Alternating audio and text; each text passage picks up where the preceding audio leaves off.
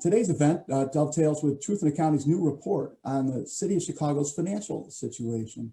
We released our financial state of Chicago today that found out the city's debt is basically continuing to grow during the brunt of the pandemic, in spite of massive federal aid. We'll get into this later. But today, basically, we're honored to have John Kass as one of our experts. John's a Chicago columnist and the host of the Chicago Way podcast and proprietor of JohnKassNews.com.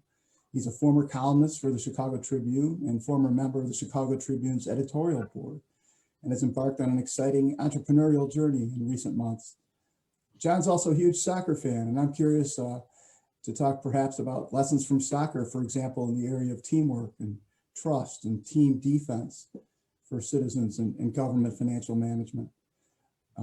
A question arises, are we all just spectators watching the game, John, or can citizens and taxpayers be good players too? Joining John and I today is Truth in Accounting's founder and CEO, Sheila Weinberg. Sheila is a CPA and has led Truth in Accounting's initiatives since 2002. Her commentary on the federal budget and state and local government finances has appeared repeatedly in numerous publications like USA Today, the Washington Post, and the Wall Street Journal. For today's event, everybody listening has a chance to ask questions via the Q&A feature at the bottom of your Zoom menu. If you look towards your bottom of your screen and hover your mouse over the bottom, you'll see a panel with Q&A. Just type your question in that box at any time during the webinar, and we'll try to get to it later in the show. I'm going to turn it over first now to Sheila and John for comments, and then we'll get to the questions. Sheila? Thank you so much, Bill. And thanks, John, for joining us. We're honored to have you. As Bill mentioned, we released our financial state of the City of Chicago for 2020 today, based upon their latest financial report. You can find that with the link from our truthinaccounting.org website, and go to data-z.org to get detailed information. Just click on city and then the City of Chicago, and it will give you the current financial state of Chicago. And then in addition to that, provide you with some historical data.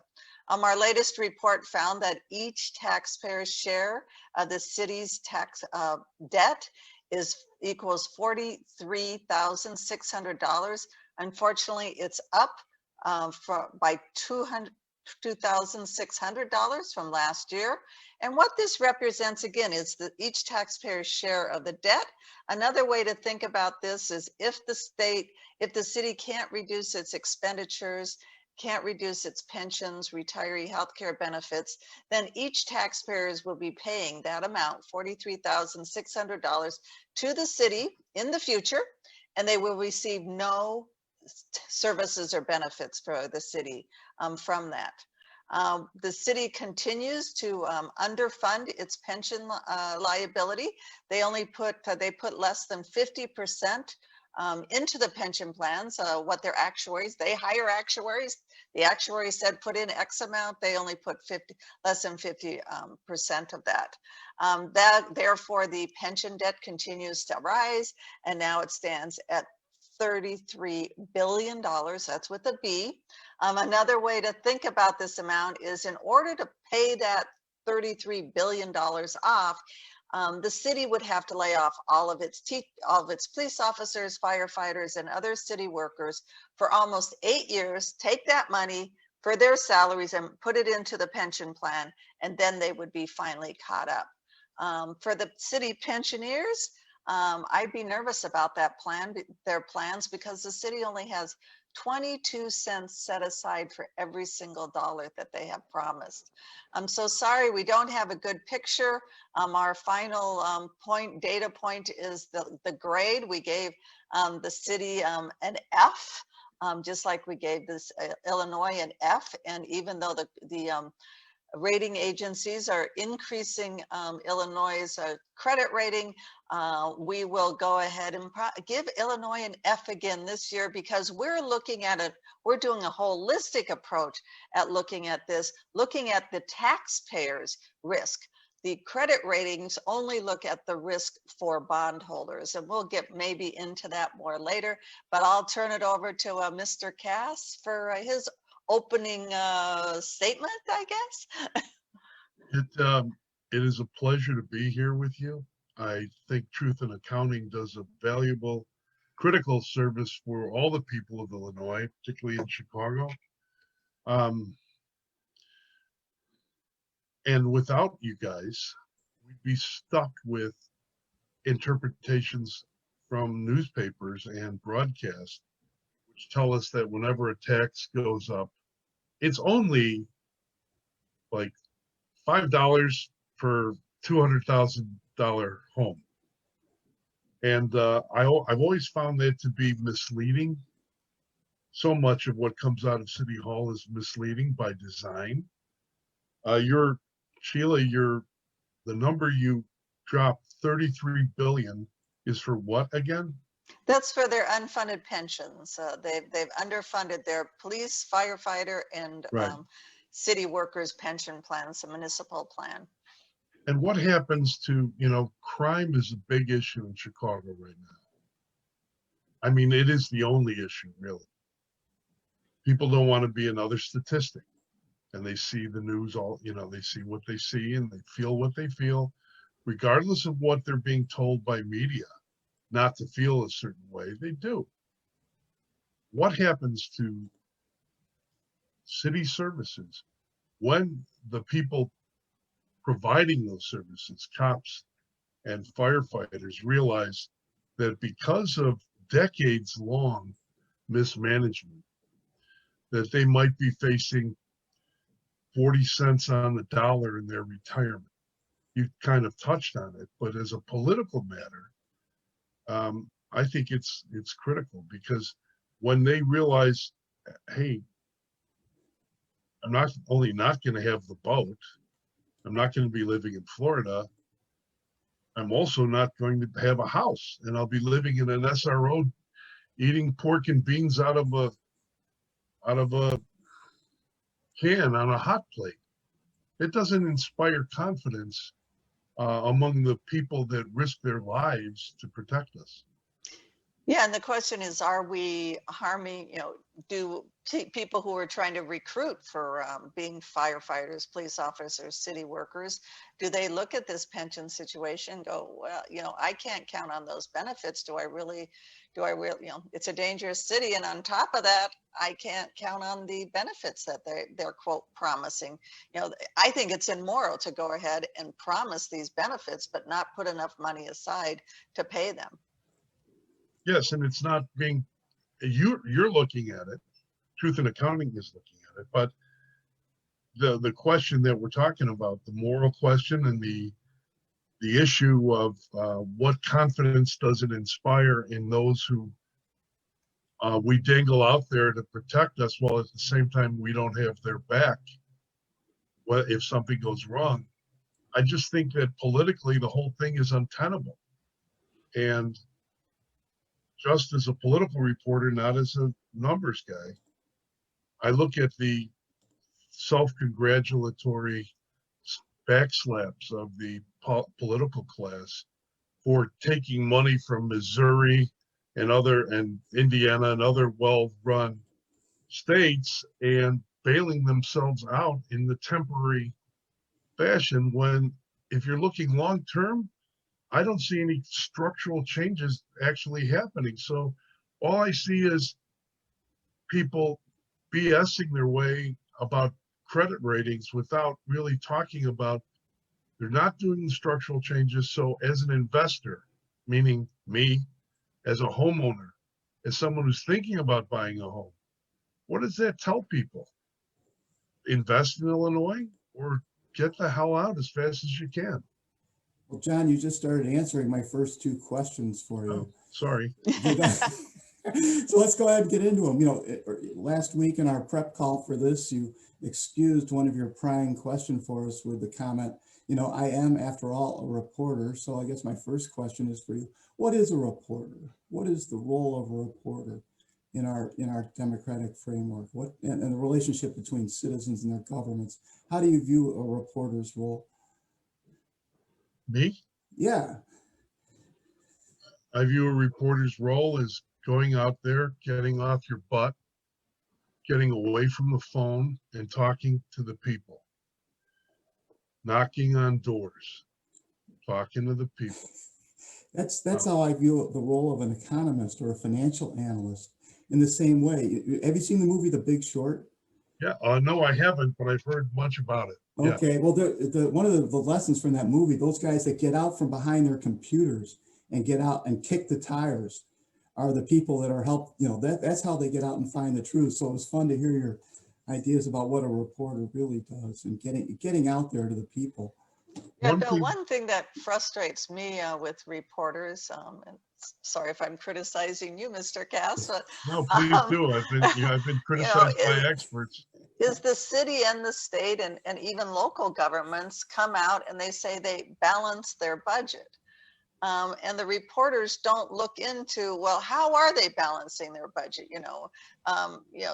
In Illinois, and the city, they can balance their budget by doing financing schemes. They can borrow money, they can refinance things, they can just not pay their bills on time. But then it seems to me that the press, when Illinois just issued a press release, that the governor and had a press conference that, we have balanced the budget, and that's what's reported in the newspapers. Years ago, I was sent to Greece and Turkey to do a series of reports on the economy of Turkey and Greece. Greece was collapsing, Turkey was thriving. And they thought it would be a good way for me to go and not smoke. I just quit smoking, and the editors told me, no, you won't start smoking again. I said, okay, fine.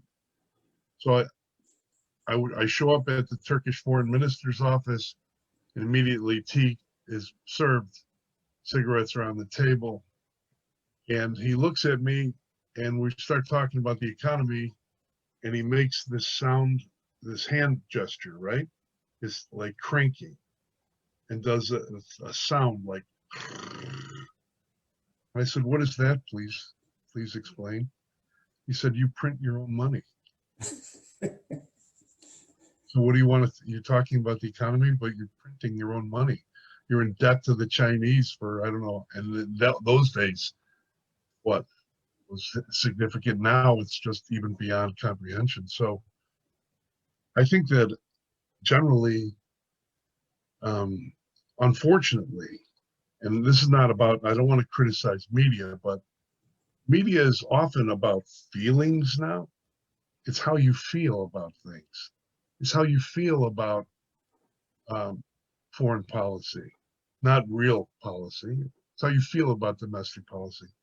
And as such, we don't have hard numbers people, and never have had, which I think if I could start over again and go back to the time that Thomas Jefferson was editing his newspapers, accusing the great John Adams of being a hermaphrodite in those days, which was a crime then, I guess, a moral crime.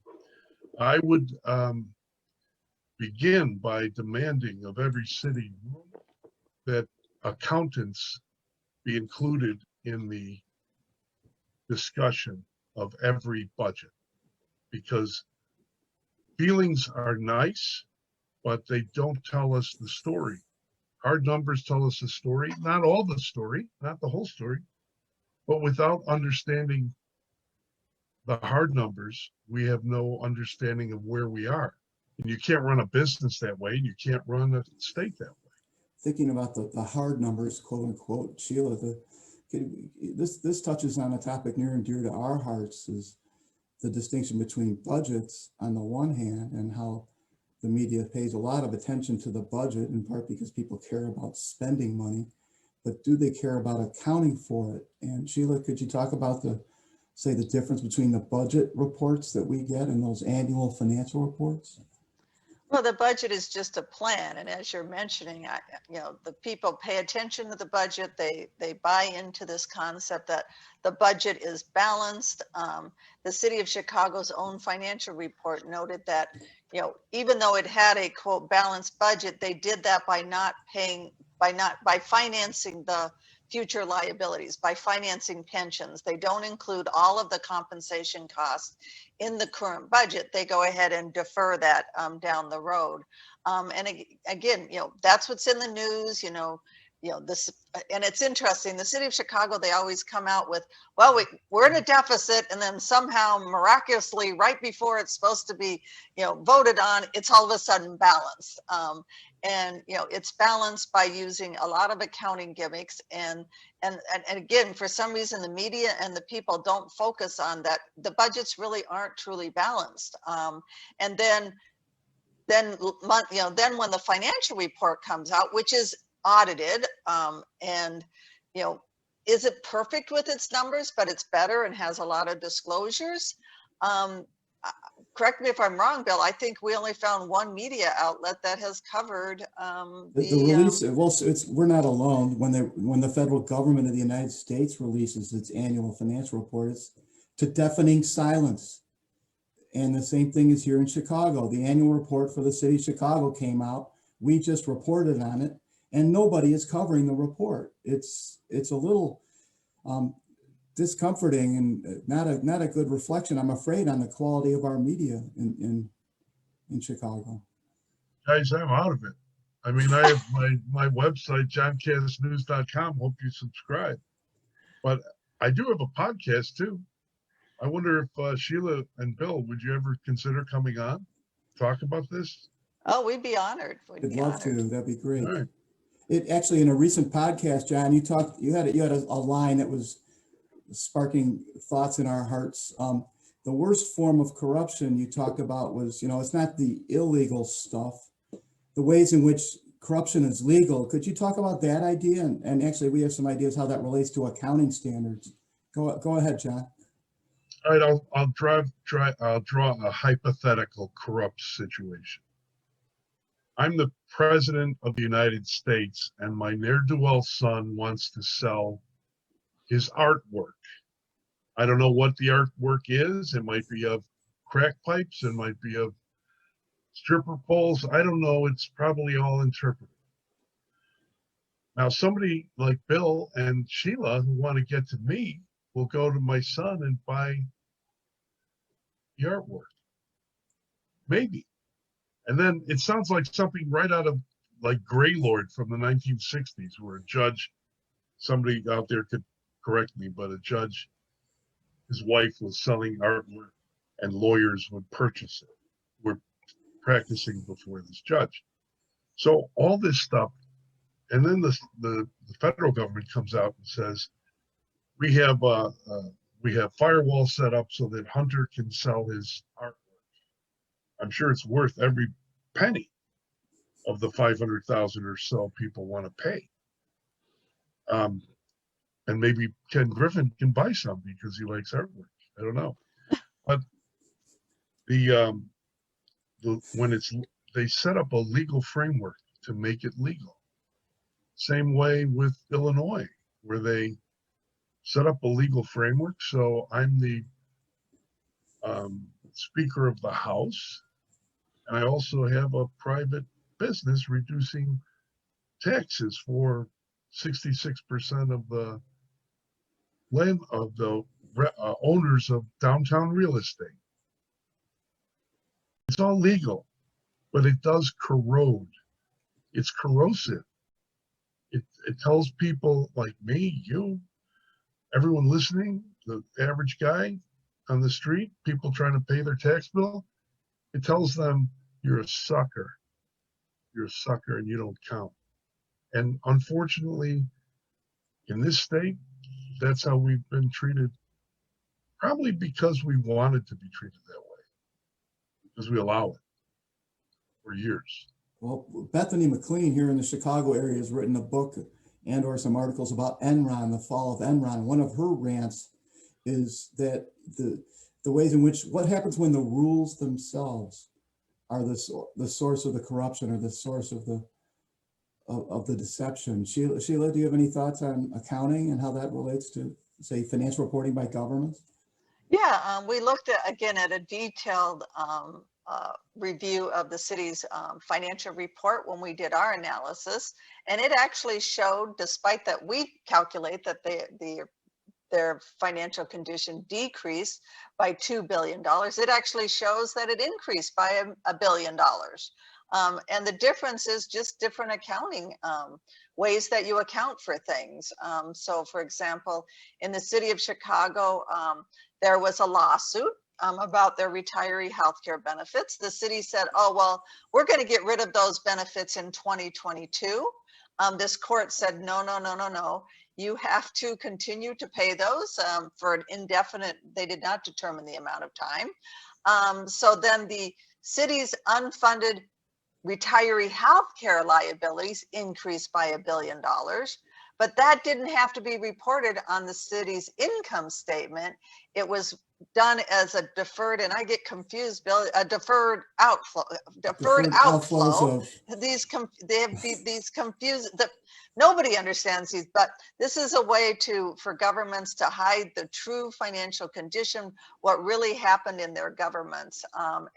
And in the state of Illinois, there's a quote, if you read deep, which I'm sure everybody's done, read deep into their financial report, their audited financial report, the comptroller quotes the state budget law, and then right below it, she says revenue and expenditures have not been provided in accordance with this law.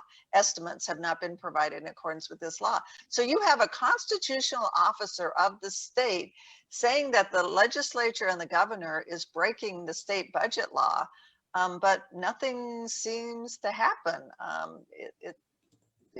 I don't know who can go after them, but I would think somebody should be able to.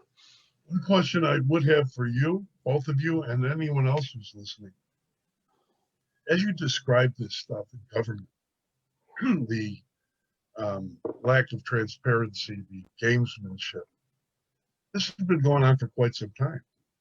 So if I'm an accountant or in government and I engage in this, right? I'm in the group that engages in this behavior. When I leave government service or when there's a change of administration, historically, have such people been rewarded by the private sector? A lot Like, of times, you gave us bad numbers, but you know what? Come on, there's like 6 figures here, 7 figures for you. Come on. well, I think that, a lot of times, and we've tried to fight, like trying to get the balance of, trying to fight to, say, yeah, they're not following the balanced budget requirement. Maybe somebody should sue them. And then it's like, well, who would sue them? And probably the best people to sue them would be vendors, because they're not getting paid on time. Right. But if you're a vendor, a large vendor of the state or the city, you're not going to sue the government because you're getting a lot of business from them. And accountants are getting a lot of business from them. So even accounting firms are hesitant to point out the reality because, they're getting a lot of audit and consulting work from these governments that give them millions, if not billions of dollars of revenue. So they keep petting the golden goose, keep getting the eggs from it. And the rest of us have a sense, perhaps not grounded in numbers, but in experience, to think this is a Ponzi scheme, and this Ponzi scheme is going to collapse, and I don't want to be the one holding, without the, sorry, I'm going musical chairs, I'm mixing metaphors, but, right? I mean, well, one thing that postponed the day of reckoning, you talked about already, John, and that's the ways in which folks in Missouri and Idaho and Iowa now have a little more skin in the game. Should Chicagoans and Illinoisans be happy, do you think, with the fact that the federal government has arrived with so much, quote, pandemic relief, unquote, for the city and the state? I remember when Martin Koldyke called me when I was in the hospital years ago, and there was a strike going on, strike of public teachers union, striking. What do we do? And I said, man, I'm in the hospital. I can't talk. I said, but let it burn. Let it burn. If you're going to save anything, you've got to let it burn. If you're going to save the future, if you're going to save the American family in the urban centers, when there was time, we would have acted on the great Democrat Daniel Patrick Moynihan's report about how the welfare state was destroying the family. We had time then, but we didn't, and generations continued, and destruction continued. Most systematically racist in my view. And all that continues. So You I sound don't like know a what good to bank. say. You sound like a good bank regulator, John. And what I'm talking about now is, the idea about, what do you do with failing banks? Should you prop them up and let them gamble for another day, or should you let them go down? Should you let it? Is that healthier for us in the long run? It's healthier for the people in the long run if the problems that you bring out, that Truth in Accounting and others like you bring out, were exposed and there was real pain as a result. Because there's not real pain, because we borrow money, because we print our own, because we keep doing all this, because we take money from well-run states and basically suck it up into our pension plans and other, play games with it, hide the P under the P, play games so that Governor Pritzker can talk about how he's being financially responsible. That's dangerous. It's dangerous long-term because it doesn't solve any of the issues. And unfortunately, sooner or later, you guys are the numbers people. I'm the word guy looking for bad metaphors. You run into a problem where eventually the bad numbers or hard numbers cannot be placated. You come to that point. Including with the federal angle, relating to Yes, your that conversation you had with a fellow talking about the printing presses. correct. Here's an audience question right now relating to that. It's a little bit long, but I'm going to read it anyway. The Truth in Accounting website states that the debt is $28.7 trillion and the truth is closer to $133 trillion. We're talking about the federal government debt now. Assuming Congress remains on the current path of deficit spending, when will the sovereign debt crisis occur, in your opinion? A hard question. What are we talking? How long can we count on that federal backstop in Illinois and Chicago? At some point, creditors, he says, will stop buying new U.S. debt, especially when the U.S. devalues its dollar, making existing bonds less worthy. I would be interested in your thoughts on whether or not a sovereign debt crisis is inevitable. A hard question, but what do you think, John? I think it's all inevitable. The political outcome, the political reaction, you're already seeing it. Young people, my son's ages, are horrified. I get a sense that, like that movie, where they turn people into baby boomers into crackers. That's really not too far off because I think the fiscally responsible young people, not those who are just going to use politics to grab somebody else's wealth, but those who realize the long-term implications are horrified. And this horror is building every day. And it translates into politically into antipathy towards guys with white hair, right? But eventually, whether or not future generations and young people today are or should be confident in what their superiors, at least today, or at least their elders have left for them, is a hard problem. Yeah, and I don't want to, I want to take it back to today. And how does this all affect what's going on today? And, I always go back to that balanced budget requirement. And the reason that the cities and the states have this requirement is so that they don't go into debt like they are, but more importantly for accountability. There's a great quote by a former Treasury official who said, the elected officials shouldn't have the pleasure of spending, i.e. they're going to get a vote, without the pain of taxing, i.e. they're going to lose a vote. And that's why you have these balanced budget requirements. And you would think in Illinois, if they weren't playing these shenanigans, and in Chicago, they were, if they had to truly fund their pensions as those were growing, if they had to, if they had to earlier raise taxes to cover the amount of benefits and services they were providing, this affects our voting. People went to the voting booth assuming that the budgets were balanced, but if the governments the state or the city would have had to raise taxes to truly balance their budget, would the elected officials have gotten reelected, or if they had to cut services or benefits? So, we talk a lot about numbers, but at Truth in Accounting, but I really think that this is hurting our representative forms of government, because people just don't know the right information on, should I try to advocate for a tax cut? Should I try to advocate for additional spending? Because they don't know the right numbers, whether they should, so they don't know the real answers to those questions. There are a few Kristen McQuarries left, right? The editorial page of the Chicago Tribune, when I was on it and she was on it, paid attention to this stuff and to what you were saying. The other newspaper in town doesn't, because for the political reasons you can understand. And the broadcast media doesn't care because they're into, I don't know what they're into, maybe they're into clicks. Water skiing squirrels before the break, something like that. And so people don't get the information they need, and they continue perpetually on this treadmill. But there's a general state of anxiety. That state of anxiety is building. And I see all these stories. Oh, the real estate market in the suburbs is wonderful, and please buy some real estate in the suburbs. Remember that after the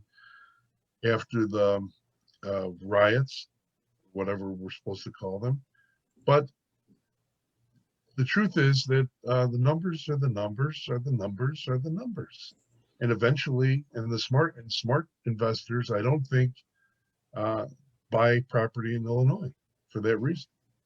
Yeah, one thing that's happening right now in Illinois, and again, back to just a moral issue of promising employees benefits and then not having enough money to pay for them. As far as I understand, I think it's still going on. If you're a state worker or state retired retiree or a retired teacher, you have to pay for your medical services up front. The hospitals and doctors will no longer take the credit of the state because they're so delayed in paying their bills. Now the federal bailout helped that. And Illinois, as far as I understand, Bill, they weren't supposed to use that for prior bills, but just coincidentally, just a coincidence, when they got these states, they got the state bailout money, the federal bailout money, just coincidentally, the unfunded bills went down dramatically, but they weren't supposed to, they didn't use that money for those bills. It just seemed to be a coincidence. They used other money in the general fund they're playing hide the P. It's like 3-card money with taxpayers. I have a question from Jerry Turner in our audience, John, that relates to something that you were touching on. Sorry, say again. I have a question from Jerry Turner in our audience, who has relating to your observations. And you opened the door, so I'm going to ask it. And he asked the question, with all the departures from the Trib, do you think the editorial board is going to be, where is the editorial board going at the Trib with respect to, say, government financial reporting and financial matters? Actually, Jerry, I don't know. I'm in the dark now like you are. I do read both. I read the Wall Street Journal, the Chicago Tribune, New York Times. I read Jacobin magazine to find out what the lefties are doing. I read it all. Read Real Clear Politics. I read it all. And still, and link to them on johnkassnews.com. But I cannot tell you, there was a feeling on the editorial board when we were there that we carried the weight of all those prior to us, previous to us. All those. Jack Fuller, Lois Willie. Some people may remember Jack and Lois, Pulitzer Prize winners, Don Wycliffe, John McCormick, Bruce Dold, and many others before. I don't know. I know that Chris Jones is an excellent writer. He's been named, I think, editorial page editor, but he's also going to be doing theater reviews, so I don't know how that will work. I do know that Some politics theater now. The theater? No, that sounds Was it relevant. I guess he might be poaching on my territory. Who knows? But yes, politics is theater, and he'll be good for that, I think. But as far as a conservative, fiscally conservative, somewhat socially liberal, although I'm not, position on the editorial board, I think that Par Ritter, who's the general manager now and part of the Knight Ritter family, grew up in that family, is clearly cognizant of the role the Tribune editorial board played. But I can just tell you that now, I mean, I have 30,000 subscribers on my website. I don't know what that means for others who may have lost subscribers or not. But I wonder, what bothers me the most, Mr. Turner, is that as local media begins to implode, these issues that Sheila and Bill and others in Truth in Accounting are bringing forward may be less. We're losing institutional memory. And without it, you're susceptible to manipulation by the manipulators. And so I worry that the people of Illinois, the people of Chicago, won't be told what's really going on with them. And there won't be a vehicle to get it out. I hope the papers do survive and thrive, because they're good journalists there still, and committed people. But it's all, the jury's out. Well, we'll be watching going forward. In fact, that, watching how the media communicates is part of our mission at Truth in Accounting, and we're gonna keep watching that. I have a technical question I can't resist asking, because it's a question coming from the Champaign County Auditor, George Danos, and he's asking us a question, and it's a technical one, and I'm afraid it's a hard one. So Sheila, I'm going to ask you, I guess. Deferred outflows, what are those things on the balance sheet? Why not report the change in the city's net position as its deficit? Again, we're talking about a balance sheet, everybody. Assets minus liabilities gives you what's left over. Well, the Governmental Accounting Standards Board, in their infinite wisdom, has introduced these new complicated and frankly deceptive accounts that we I'm already answering Sheila's question. I'll keep asking it. Why not report this change in the city's net position as its deficit? Is this yet another layer of deception in government reporting? Oh, you don't think John wants to take that one on? I'm just looking at a text from my brother who said, you should have set up your office better and done better. Yeah, Crate and Barrel is kind of fun, right behind your head. Yeah, no, it is another form of deception. So, for example, the Governmental Accounting Standards Board, we were very pleased that in the last few years they have required state and local governments to put their pension liabilities on the face of their balance sheets. But they also have to record their pension liability assets, their pension assets at market value. And as you know, the market increases and decreases. And so let's say that the market takes a hit. So therefore the pension assets take a hit. So therefore your pension liability increases. So therefore your pension liability would increase. And then in accounting, we do that double-sided entry, so we need another side. So you would report a loss of your assets. You would report a loss. Well, the Governmental Accounting Standards Board and the governments were like, well, we don't want to report a huge loss on our balance sheet when our assets lose money. We don't want to do that on our income statement. That would make our deficits look really bad, and we don't want to do that. So what they did is said, oh, okay, well, we're only going to make you put a little bit of that on at a time, and then the rest of it we're going to, I would say, hide in this account called a deferred outflow, which is actually on the asset side of the balance sheet. So let me get this straight, and I probably totally confused everybody by now. Definitely. When my pension assets have a loss, it somehow creates an asset on my balance sheet.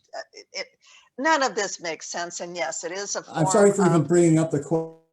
It's a form of deception and misleading and confusing information. Talk to or just shake their heads when they look at this stuff, and it is the clouding of to the truth alone is. Well, we could talk about that. Let's not anymore though. Chris Tobey, actually a very learned observer of pensions. He's written a book called Kentucky Fried Pensions. Chris Tobey has the following technical question about, and it relates to John's concerns about the police pensions. I'm going to read it out loud. Who cares about the transparency of numbers besides TIA in Chicago? A Chicago Police Pension Accountability Group has asked me to investigate their pension.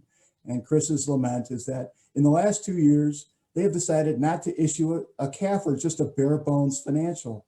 Also, they have disclosed fewer investment details by managers. That's Chris's concern, that in fact, they're not even issuing this required annual report for the Chicago Police Pension Fund. Yeah, I don't know why they went away from, they are issuing financial reports, but they're no longer and it is audited, but they're getting away from the standard, what us accountants used to call a comprehensive annual financial report, but now we call an annual comprehensive financial report.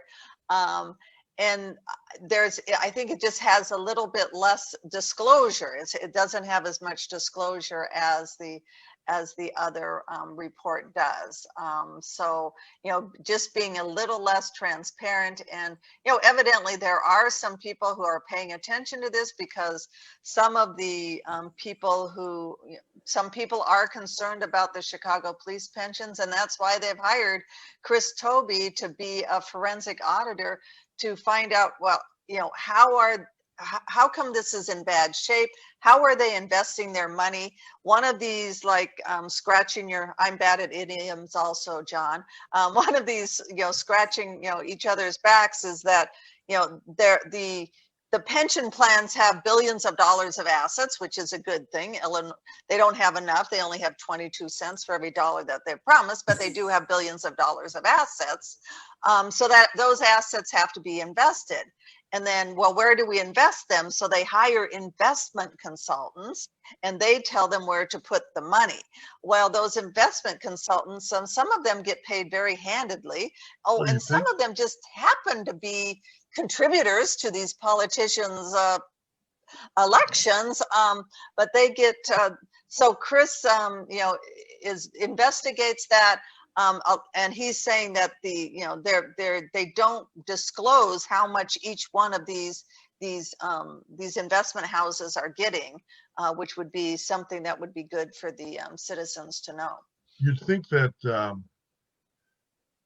I spent several weeks of my life that I can't get back in federal courtrooms, watching the teachers' retirement services and the political operatives who were involved and ended up going away. I think they lost just the baseball season. It's like, see you, Bill, but we'll see you after the baseball season. It was like that, a few months. And that I made notes when Mr. Turner, correct? The Kentucky Fried Pensions, and Sheila were talking, because it's something I have to follow up on. Yeah, no, Chris, Oh. it's Chris Colby. He wrote Kentucky Fried French, and yeah, he has done extensive research Oh, on sorry. how much these investment people get paid. And then, then that's kind of related to how much they contribute to these elected officials' campaigns sometimes. Well, now I got a new column, so thank you very much. Glad I came. Okay, we have another interesting perhaps question and or contentious one relating to something you talked about on a recent podcast, John, with wire points, folks. You were making an observation about the census numbers and the population number that was reported by the census. I believe you said you were suspicious of the census population reported change in Illinois population. Could you elaborate on that? First, I asked point of personal privilege. Who's offering the question? That's my question, John. That's for you. Actually, the way it was described later by Ted was that, and I don't have it in front of me, I don't have my notes, was that basically earning power, the people who are earning money, creating wealth, those folks, even though the numbers of population were not dropping as drastically as we thought, that the numbers of people who were actually generating money that pensions could tax people at and pay for government services, we're leaving we're in the extreme and we're leaving. Did I get that right, or was I completely wrong? Yeah, no, and if you think about it, there's always a discussion that the 10% of the this is at the federal side, but 10% of the population pay 90% of the taxes. And so if you take that to the city level or the state level, if that's true in the city or the state, it's not that you have to lose a lot of people. It's just you have to lose a lot of some of those 10% people who are paying 90% of the taxes. Just lose the people in the condos in the near north after the second wave of looting and see what happens. Or Lincoln Park. You got rid of if everyone left Lincoln Park, I'd ask Truth in Accounting to tell me if the city could survive. Well, it's just interesting to note that the states that had the surprises like Illinois in the actual population numbers, not the income numbers, but the states that had lower than expected population declines based on the annual results that came out in the years before that 10-year census came out, all tend to be states with financial problems. And it's an interesting question that may be worth exploring. All right, here's a good question for John from Justin Carlson. Does the way the public policy information like public debts and finances, does the way the public gets it, does this have to change if the major papers and the broadcast media aren't reporting these things well anymore? Do you think there's hope for alternative media platforms like podcasts, blogs, or what you're doing right now, John? I think that eventually I believe in the marketplace, and people will want to know, and they're not just going to have to buy the bond buyer. Okay, they'll want to know what's going on with their money and their future, and so I hope so. I do hope so. I don't see. Unfortunately, I don't. I think accountants have a difficulty. It's almost like accountants and political writers are like what? Separated by a common language, like two people, except like the Brits and the Americans. And I think that we don't generally understand each other. What is necessary for a compelling story? Ultimately, I think that I hope that we'll be able to do that and get information to the public. Yeah, John, we would be, happy to work with you. I think you're correct. Us accountants do get a little bit, in the Deferred weeds and outflows. don't get, but I think there are definitely some stories that you could help us, unpack and figure out ways that would get people interested in these topics. And we'd love to work with you in that area. And I would too. I would too. This brings back my thought about soccer and team play, the importance of team defense and networks. There's a great book out there about lessons from soccer for management and teamwork. Anyway, all right. I've got a really uplifting question from Chris Roebling. Chris. Chris Roebling asks if any of you have any faith left in humanity, or are we irredeemable? We're all redeemable, Chris. I don't have to tell you this. We are all redeemable, and the Redeemer came to visit us many years ago. And I believe in that firmly. So I don't know what else to say, except you owe me a drink, definitely, at the Union League Club, Chris.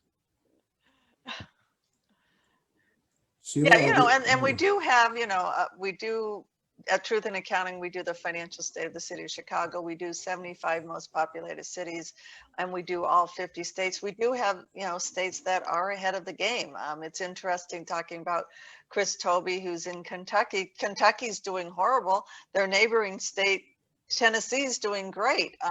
So there are some, everything is not a complete disaster in every single state. And, our hope is that, the states that are doing well could, be best practices for the states that aren't doing well. But, we have the city of Chicago, the state of Illinois that, continually, they have this funding scheme that a reporter brought it up to me today. It's like, well, yeah, but the city's paying that funding scheme where it's going to be funded 90% over 50 years. And it's like, no.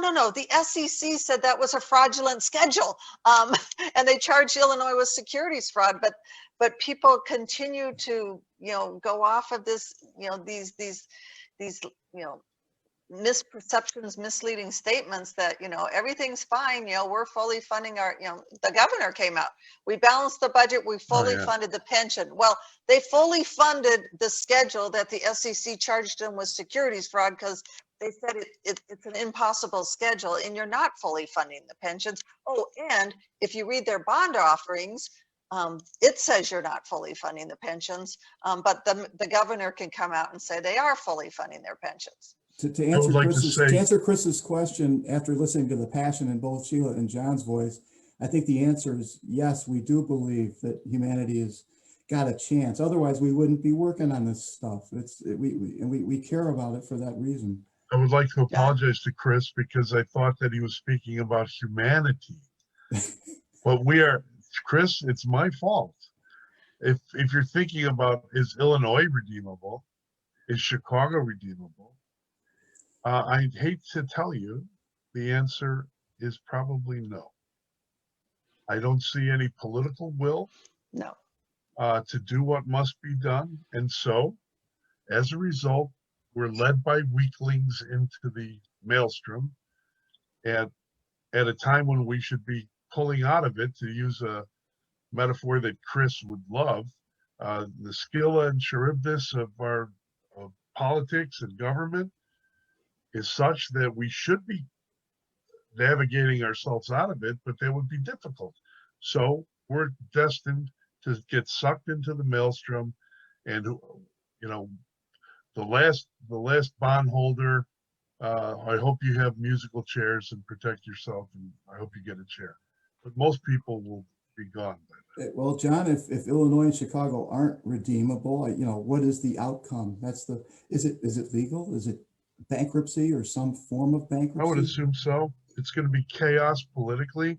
You're seeing it already with the city of Chicago, the chaos that's coming. I'm writing about that for my next column in the Chicago, I almost said Tribune, at johnkassnews.com. And it's about the ritual and liturgy of mayoral campaigns. You see Arnie Duncan being trotted out there as the next White Knight to, by John Rogers, who has a lot of money. And ultimately, I think that there is no political will to do what must be done. I think it's something that Truth in Accounting and others have been saying for years. No? Yes. And, and again, it's not the media. We have been frustrated at Truth in Accounting because, it's the media doesn't find it to be a sexy topic. So they just don't cover it. And we really think that our, representatives forms of governments are being hurt. And Yes. You can see that in the city of Chicago. You can see that in Illinois. And I'm like you, John. I don't see anything, yeah, it's not like they're going, oh my gosh, the pensions are underfunded. We better start funding more. It's like they're just doubling down. They're just like, okay, well, we're only going to pay less than 50% this year. And we're going to tell the people it's fully funded, but we're not going to fully fund it. We're going to tell them we balance the budget. I don't even know why they have balanced budget requirements if they're just going to use, accounting gimmicks to, skirt those requirements. There should any day now be an announcement that Chicago police have negotiated a new contract if they haven't already. But all that doesn't mean much to me because, as we said at the beginning of this, if the majority of police officers understand what's really going to happen to their pension, they will be less and less inclined to get out of their cars, which they are already for political reasons. And this is coming at a time when we have a spike in violent crime and chaos in the neighborhoods, and it's not good. Yeah, the police fund only has 19 cents. It's worse than the other ones. It only has 19 cents for every dollar that's been funded. The city, chose to only put 43% of what they should have into that pension plan. Why should the police officers trust the city when they're not even, as you mentioned, covering, their backs in relation to this? All I know about politics is that the guys who pour asphalt and concrete seem to get paid. I wonder Yes. why. They have votes. They have votes, and they also have the ability to contribute into politicians' plans. I think, Bill, with that happy note, I think it's time to wrap up. John, Yes, do you have any closing comments? I just want to. This is the first time that we've really been together, and I want to maintain our relationship and improve upon it. And for anyone out there listening, you can always reach me at johncassnews@gmail.com. And I hope you subscribe to the website. And Sheila and Bill, I don't have money yet. I am not monetizing this, so I probably need an accountant to help me. But I do want to offer you space on the website if you want to, anything you think is important. Awesome. Thank you very much. Well, we'd love to be on your podcast. Thank you. It's great to be with you, period. And thanks for your contribution to, the discourse in Chicago for the last few decades and going forward. We really appreciate your work. Thank you so much. Thanks for watching. And if you haven't already, please consider subscribing to our channel. And while you're at it, please leave us a comment. Thank you for watching.